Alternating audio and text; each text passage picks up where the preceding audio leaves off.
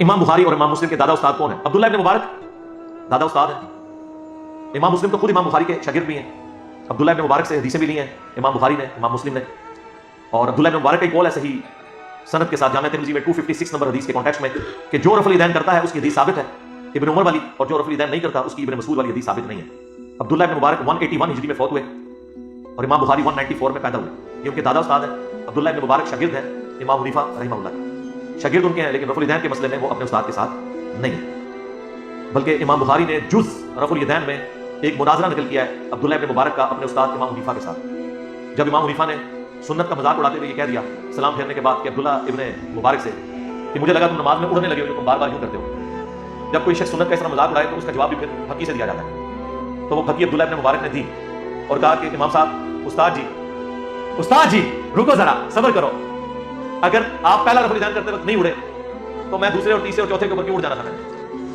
اس پہ امام حنیفہ خاموش ہو. میں یہ نہیں کہتا کہ ان کی بولتی بند ہوگی پھر کہیں گے تو نہیں کرتا، لیکن اس کے بعد جو امام بخاری نے کلاس لی ہے نا اور انہوں نے جو جملے لکھے ہیں وہ اتنے سخت ہیں کہ جو لوگ سنت کے ساتھ یہ کریں ان کا حشر یہی کرنا چاہیے. اور پھر بڑی سخت الفاظ انہوں نے یوز کیے عبداللہ ابن مبارک کے حق میں امام حنیفہ کے خلاف.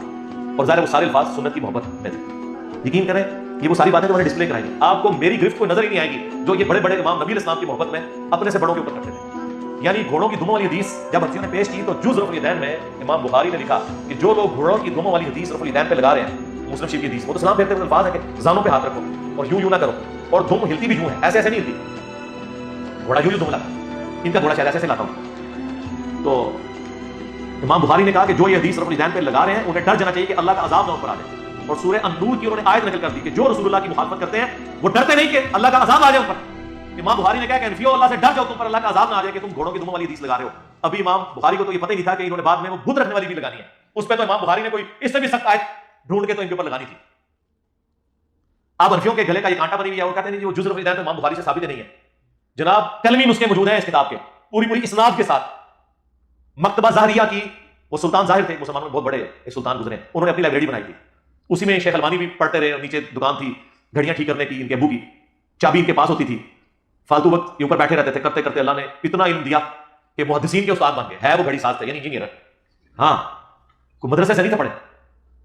پھر بعد میں خیر انہوں نے جو ظاہر عربی ان کی اپنی نیٹو لینگویج تھی تو محدث اعظم سعودی عرب بن گئے البانیہ سے آ کے. اور مفتی اعظم سعودیہ بن باز کہا کرتے تھے کہ اس نیلی چھتری کے نیچے البانی سے بڑا کوئی حدیث کا عالم نہیں ہے. اس دور کا امام بخاری نے کہا گیا شیخ البانی کو، جس طرح ہم عجم میں شیخ زبیر صاحب کو کہتے ہیں نا، تو عرب دنیا میں شیخ البانی کو اللہ نے ان سے اتنا بڑا کام لیا.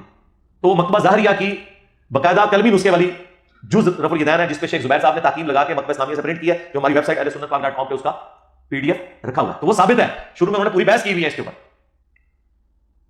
اور امام بخاری نے کیا کمال، پہلے تو اس کا مقدمہ لکھا ہے کہ یہ ان لوگوں کا رد ہے، یہ اس مجہول شخص کا رد ہے جس نے اجمیوں کی حدیث کی ناواقفیت کی وجہ سے رفع الیدین نہ کرنے کی بدعت ان میں جاری کر دی. میں اس شخص کے خلاف یہ کتاب لکھ رہا ہوں کہ جن بیچاروں کو عربی نہیں آتی تھی، حدیثوں کا پتہ نہیں تھا، ان اجمیوں کو یعنی نان عربز کو، یعنی ہم لوگ اس زمانے میں عربی رفع الیدین کرتے تھے کیونکہ وہاں پہ مکے مدینے سے دین آیا ہوا تھا اور اجمیوں کے پاس دین پہنچا تھا گوالوں کے ذریعے. تو خالص دودھ تو بھینس کے نیچے سے ملتا ہے، ہاں گوالا تو ملاوٹ کر کے دیتا ہے. اسی لیے دیکھیں یہاں لوگ کہہ رہے ہیں منسوخ ہو گیا اور ادھر امام کعبہ اونچی امین بھی کہہ رہا ہے، رفع الیدین بھی کہہ رہا ہے. انہوں نے بھی دیکھا جا کے جنہیں کوئی کندھے کھاندے اور لے کے کہ چھڑ تو منسوخ ہو گیا. وہ کہیں گے تو خبر پہنچی سانو تے نہیں پہنچی ہے سرکار. ادھر بھی وہی خبر ہے جو ادھر ہے، کیونکہ کتاب سعودیہ کے چینل پہ بھی بخاری مسلم ہی پیش کر رہے ہوتے ہیں اور ہمارے چینل پہ بھی بخاری مسلم ہے اور تمہارے مدرسوں میں بھی بخاری مسلم ہے. تم عمل نہیں کر رہے، تمہاری دونوں ہے. کتابیں تو مجھے موجود ہیں چاہے عجم کا مسلمان ہو چاہے عرب کا. تو وہ شیخ زبیر صاحب کی پوری تحقیق کے ساتھ وہ موجود ہے. اس کے سٹارٹ میں آپ دیکھیں کتنے سخت الفاظ ہیں امام بخاری کے، یہ اس مجہول شخص کا رد ہے. اب وہ شخص کون ہے؟ بعض کہتے ہیں یہ امام حنیفہ کے اوپر انہوں نے اتنے سخت جملے بولے ہیں، بعض کہتے ہیں ابراہیم نخعی کے اوپر بولے ہیں. چونکہ امام بخاری نے کسی کا نام مینشن نہیں کیا لہٰذا اس سے مراد ہر وہ حنفی ہے جو قرآن و سنت کے مقابلے پہ اپنی تعلیمات کے اپنے بابوں کو لے کے چل رہا ہے. اہم نام یہ ہے. اور امام بخاری نے 100 سے زیادہ احادیث اور آثار رفع الیدین کے حق میں لیے ہیں اور پہلی حدیث مولا علی سے لی ہے تاکہ اگر کوئی کہنا جی ابو بکر سے ثابت کریں، رفع جی عمر سے ثابت کریں، عثمان سے، علی سے، انہوں نے کہا چھڑ دو، رکو ذرا صبر کرو، ہم علی سے ہی ثابت کر دیتے ہیں تاکہ پھر یہ سوال ہی نہ کرو کہ آخری وقت تک کرتے تھے یا نہیں کرتے تھے. ہاں خلفاء راشدین کرتے تھے یا نہیں کرتے تھے. اس شخص سے حدیث لے کے آئے کہ جو تینوں خلفاء کے ساتھ رہا، رسول اللہ کے ساتھ رہا. اگر کوئی حدیث منسوخ بھی ہوئی تھی جو ابو بکر عمر عثمان کو بھی نہ پتہ چلی، مولا علی سے تو نہیں چھپی ہوئی تھی. مولا علی کی وہ حدیث ترمذی اور ابن ماجہ میں بھی ہے کہ مولا علی نماز کا طریقہ سکھاتے ہیں تابعین کو کہ نبی اسلام جب نماز شروع کرتے تو دونوں ہاتھ کندھوں تک اٹھاتے، رکوع میں جانے لگتے تو دونوں ہاتھ کندھوں تک اٹھاتے، اور رکوع سے سر اٹھاتے تو دونوں ہاتھ کندھوں تک اٹھاتے. یہ حدیث ابن ماجہ میں اور ترمذی میں ہے. اور امام بخاری نے جز رفع الیدین میں پہلی حدیث یہ لے کے حنفیوں کے سارے سوال ختم کر دیے ہیں، پیسفک اوشن کی گہرائیوں میں اور اٹلانٹک کی ٹھنڈک میں پھینک دیے جا کے. ایک روایت بھی اور لوگ کہتے ہیں آپ روایتیں پیش کرتے ہیں کتاب ہی ثابت نہیں ہے. او یار جو لوگ بخاری مسلم کی رفع الیدین کی حدیثیں نہیں مانے ہوئے ہیں ان سے آپ نے جز رفع الیدین کی حدیثیں منوانی ہیں امام بخاری کی کتاب کی. اور جو قرآن کے عقیدوں کو نہیں مانے ہوئے ان سے آپ نے امام بخاری کی کسی کتاب سے کوئی بات نکل کر کے ان سے منوانی ہے. لیکن پھر بھی ہمارے کلمہ کو بھائی ہے, نمازیں ان کے پیچھے پڑھیں, چندے کو دیں یا آپ مسجد سے نکالیں تب بھی پیچھے پڑھیں تاکہ آپ خاموش دعوت کریں سنیں انشاءاللہ. سجدوں والا رفع الیدین نبی اسلام نے کبھی کیا کبھی چھوڑا نہیں جی. ہمارے نزدیک کوئی صحیح سند سے نبی اسلام سے ثابت نہیں ہے. شیخ البانی نے ایک حدیث کو صحیح کہا ہے سنن نسائی کی, وہ قتادہ کی تدلیس کی وجہ سے ضعیف ہے. ہم اس کو جواز کی حد تک مانتے ہیں. حضرت انس بن مالک کا عمل جز رفع الیدین میں آیا ہے کہ انہوں نے سجدوں کے درمیان رفع الیدین کیا تھا. میں بھی کبھی بات کر لیتا ہوں تو لہٰذا آپ کو اس کا جواب مل گیا. جو حنفیوں کا اعتراض ہے یہ بالکل غلط ہے. اس کی وجہ سے باقی 4 رفع الیدین ایسے ہیں جن کے اوپر اجماع ہے اہل سنت کی کتابوں کا. نماز شروع کرتے وقت, ہر دفعہ رکوع میں جاتے ہوئے, ہر دفعہ رکوع سے اٹھنے کے بعد اور 2 رکعتوں سے اٹھنے کے بعد. باقی جو رفع الیدین ہیں وہ اختلافی ہیں. ان کی وجہ سے یہ کیوں ختم کر رہے ہیں آپ؟ یعنی سجدوں کے درمیان رفع الیدین, ہر اٹھک بیٹھک کے اوپر رفع الیدین تکبیرات کے ساتھ جس طرح شیعہ کرتے ہیں, تو یہ تو کام نہ کریں. تو ختم کرنا ہے اپنا بھی پہلا ختم کرو نا, اپنے عید کے بھی ختم کرو نا. ہاں اپنے دعائے قنوت سے پہلے والا ختم کرو نا. اگر پہلے کے سوا سارے جو ہیں وہ ختم ہوئے ہیں اور کیسے کیسے 2 نمبر انہوں نے نیت سکھائی ہوئی ہے. عید کی کیا کہتے ہیں 6 زائد تکبیروں کے, کیسے 2 نمبر ہیں کیا کرو 6 زائد تکبیروں کے مال رفع الیدین کے. ہاں وہ تکبیرات کے ساتھ رفع الیدین نہیں کرتے کیا کرتے ہیں نا. ایک نام بولا کرو نا تاکہ لوگ پوچھیں کہ اچھا ابھی تک تو گھوڑوں کی دمیں تھیں, ابھی تک تو بغلوں میں بت رکھ کے آتے تھے, ابھی تک تو نماز کا سکون برباد ہوتا تھا, عید پر پھر برباد کر لیا اپنا سکون بھی. تو ہم اللہ نے برباد کیا ہے سنت نفرت. امام بخاری نے بدعامت ہم دیتی ہے جز رفع الیدین بالکل صحیح دیتی ہے. نبی پاک صلی اللہ علیہ وسلم نے رفع الیدین ہمیشہ کے لیے حکم دیا. جی ہمیشہ کے لیے حکم دیا. صحیح بخاری میں حدیث ہے صلو کما رأیتمونی اصلی, نماز اس طرح پڑھو جس طرح مجھے نماز پڑھتے ہوئے دیکھتے ہو.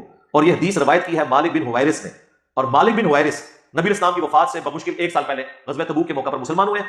اور وہ کہتے ہیں ہم چند نوجوان تھے, 20 دن حضور کے ساتھ رہے, آپ کے ساتھ نمازیں پڑھی, واپس جانے لگے تو حضور نے فرمایا صلی اللہ علیہ وسلم واپس جا کے اپنے گاؤں ایریا میں نماز قائم کرنا, اذان دینا, جس کو قرآن زیادہ آتا ہو عمر میں بڑا ہو تمہاری امامت کروائے, اور صلو کما رأیتمونی اصلی, اور دیکھنا نماز اس طریقے سے پڑھنا جس نے مجھے پڑھتے ہوئے دیکھا ہے. اور مالک بن حویرث بخاری اور مسلم میں نماز کا طریقہ روایت کرتے ہوئے کہتے ہیں کہ میں نے نبی اسلام کو دیکھا کہ جب وہ نماز شروع کرتے تو دونوں ہاتھ کندھوں تک اٹھاتے, اور ایک روایت میں کانوں تک اٹھاتے, رکوع میں جانے لگتے تو کانوں تک اٹھاتے, اور رکوع سے سر اٹھاتے تو کانوں تک اٹھاتے.